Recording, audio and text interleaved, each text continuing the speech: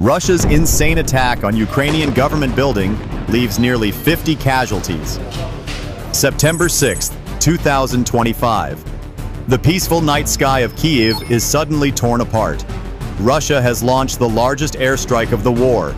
810 drones, 4 ballistic missiles, and 9 cruise missiles hurtling toward Ukrainian cities. But could hundreds of millions of dollars worth of firepower really crush a country that had been at war for more than 3 years? In just a few minutes, the world had its answer. Ukraine's air defenses roared into action.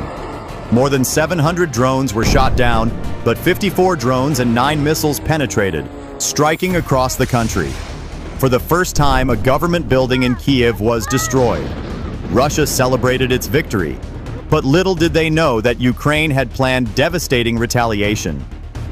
320 new-generation UAVs made by Ukrainian engineers, along with 58 tanks and 3 ballistic missiles, angrily rushed into the Russian base in a consistent formation. So what will happen next? Will Ukrainian drones, tanks, and missiles be able to penetrate the most fortified Russian fortress?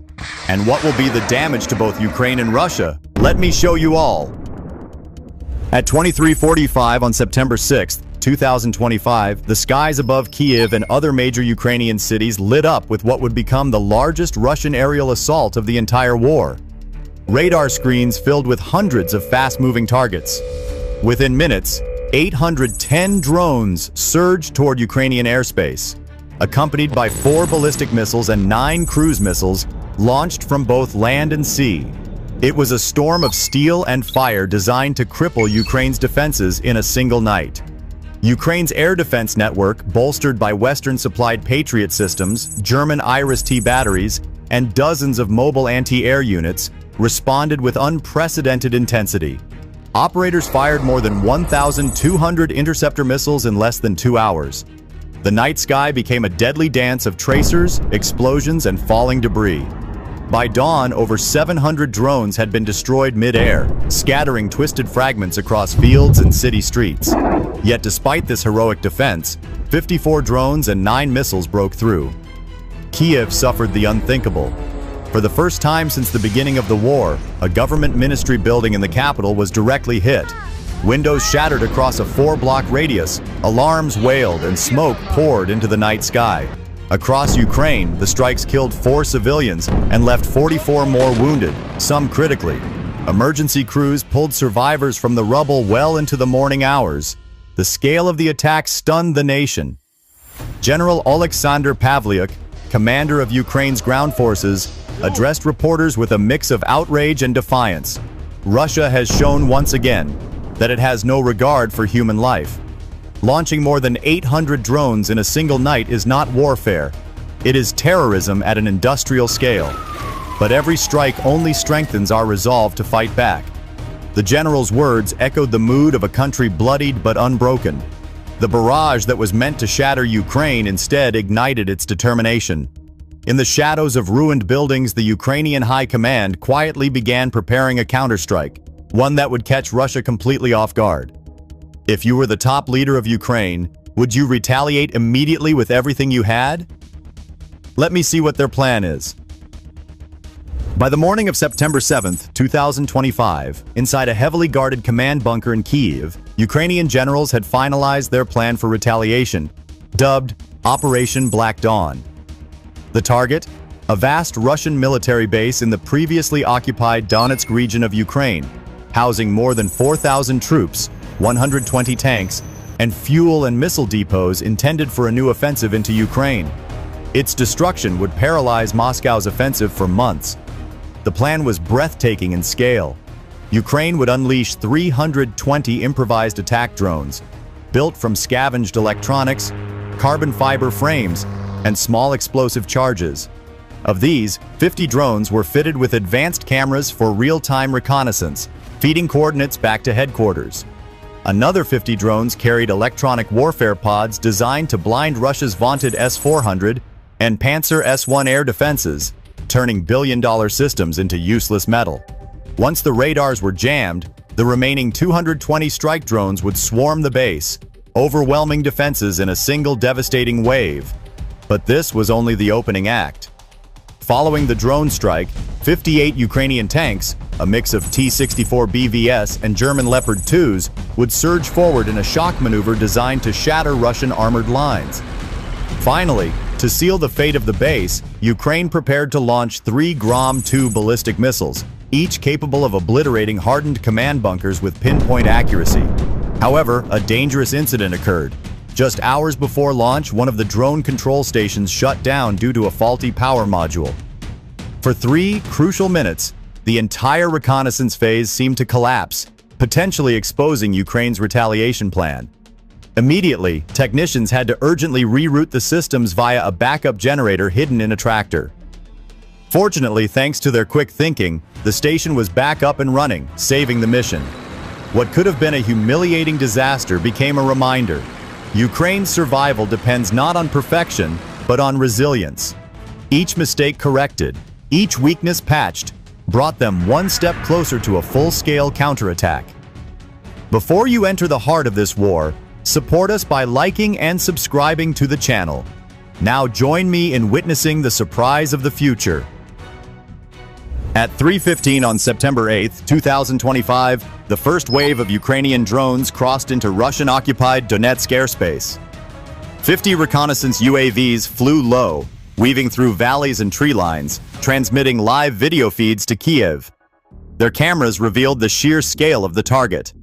Over 4,000 Russian troops encamped across 12 square kilometers, 120 armored vehicles positioned in neat rows, and fuel depots the size of football fields. Moments later, the 50 jamming drones activated. Their transmitters poured white noise into Russian radar frequencies. The mighty S-400 batteries, worth more than $500 million each, blinked red as their screens dissolved into static. Operators shouted in confusion as targeting locks vanished. Still, Russia did not give up easily. Within minutes, Russian forces unleashed a desperate counterattack. 2 Panzer S-1 systems managed to visually spot incoming drones and fired off 24 missiles in less than 90 seconds. Explosions lit up the night sky, tearing apart nearly 30 Ukrainian drones before they reached striking distance. Russian machine gunners scrambled onto rooftops, spraying the sky with tracer fire. At one fuel depot, soldiers lined up with heavy machine guns, cutting down wave after wave of buzzing machines. But the swarm was too big. 220 Ukrainian attack drones swooped down, overwhelming the defenses with sheer numbers. Even as dozens were shot to pieces, the rest found their targets. A 2 million-liter fuel depot burst into flames, setting off secondary explosions. Ammunition bunkers began to burn, detonating in a chain of violent secondary explosions. The ground shook like an earthquake as 15 artillery positions were wiped out in less than 5 minutes. However, Ukraine also suffered damage, but not significantly. Of the 320 drones launched, nearly 90 were destroyed or jammed mid-flight, total damage estimated at around $270,000. For a brief moment, commanders feared that Russian resistance might hold out long enough for reinforcements to arrive, but that did not happen. 5 drones crashed into 5 different radar vehicles, detonating their warheads and engulfing half of the radar system. With the defenses collapsing, panic spread among Russian troops. Flames illuminated the night as soldiers abandoned their posts, running through smoke and shrapnel. Ukrainian operators watched the live feeds in grim silence. The plan was working. Still, this was only the first stage. The drones had cracked open Russia's shield, but the battle was far from over. The next strike would come not from the skies, but from the rumble of steel treads advancing through the dawn. Are you still there? Don't leave yet. Here's the real destruction of this base. At 5 a.m. on September 8, 2025, as the burning Russian base lit up the night sky behind them, the ground began to tremble. From concealed positions west of Donetsk, 58 Ukrainian tanks, a mix of aging but reliable T-64 BVS and cutting-edge Leopard 2A6S, rolled forward in a formation unlike anything Russia had seen in the war. Instead of advancing in long columns, they surged in 5 staggered waves, each wave firing in synchronized volleys designed to tear apart Russian armor before it could even maneuver. Russian forces, already reeling from the drone inferno, scrambled to respond. 30 T-72 B3s and T-90 tanks tried to form a defensive line on open ground, their turrets swiveling toward the advancing Ukrainians. For the first 10 minutes, the battlefield erupted in thunderous exchanges. Shells screamed through the air at speeds exceeding 1,500 meters per second, striking with the force of a small earthquake. The initial engagement was brutal. A Leopard 2 scored a direct hit on a T-90, igniting the ammunition compartment and throwing the turret 18 meters into the air. But the Ukrainian tanks were not spared. Within minutes, 6 T-64s were under Russian fire, their crews forced to take cover as flames engulfed the wreckage. Then came the decisive maneuver. Ukrainian commanders ordered the second wave to fire simultaneous cross-shots across overlapping arcs. The tactic confused Russian gunners, who suddenly found shells tearing into their flanks instead of their fronts. In less than 20 minutes, 17 Russian tanks were destroyed or disabled. Survivors abandoned their machines, fleeing on foot toward what remained of the base. At 6:30 a.m. on September 8, 2025, the battlefield west of Donetsk was already a vision of hell. Russian tanks smoldered in twisted heaps, their ammunition still cooking off in violent pops. Ukrainian armor stood victorious on captured ground, their turrets scanning the horizon for the next threat. But in Kyiv's underground command center, generals knew the operation was not yet complete. The most decisive strike was still to come. 3 Grom-2 ballistic missiles, Ukraine's pride in homegrown rocketry, sat poised for launch. Each carried a warhead weighing nearly 1,000 kilograms, capable of obliterating reinforced bunkers. At precisely 6:32, the order was given. Columns of fire erupted from launch sites deep inside central Ukraine, and the missiles tore into the sky at Mach 5, leaving glowing trails across the early morning haze. Russian radar stations, already crippled by drone strikes, detected them too late. Within minutes, the missiles arced downward over Donetsk, their re-entry flames painting streaks of fire across the horizon. The first slammed into the base's command headquarters, collapsing concrete walls reinforced with steel beams. The second obliterated an underground fuel depot, igniting what remained of over 1 million liters of aviation fuel. The third struck a cluster of barracks where hundreds of soldiers had taken shelter after abandoning the front line. The impact was apocalyptic. A shockwave ripped outward, flattening structures within a 1-kilometer radius. Secondary explosions erupted for more than 2 hours as ammunition stores detonated in brutal succession. Witnesses in nearby towns reported windows shattering 20 kilometers away, and the plume of black smoke rose so high it was visible from across the border. By the time the fires died down, the scale of destruction was undeniable. Ukrainian intelligence estimated over 600 Russian soldiers killed or wounded, dozens of tanks reduced to molten husks, and entire artillery battalions erased from the order of battle. What was once a staging ground for Moscow's next offensive had become nothing more than scorched earth.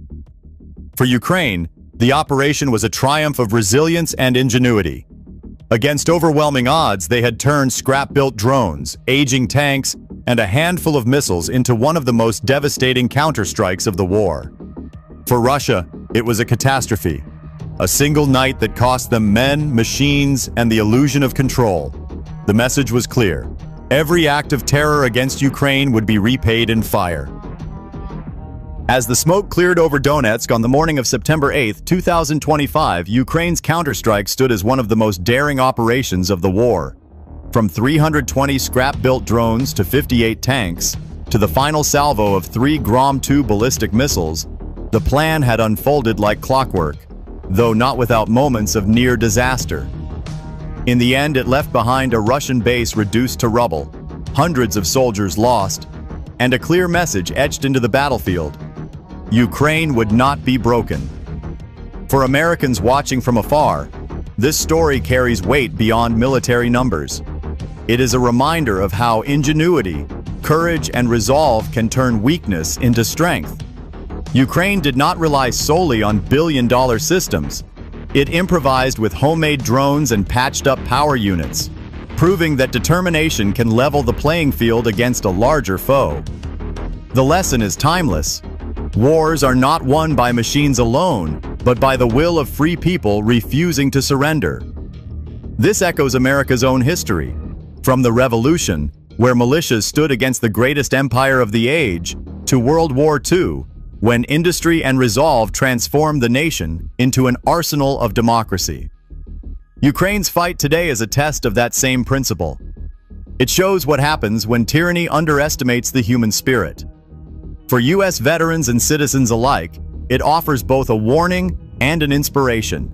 Never take freedom for granted, and never doubt the power of those willing to defend it.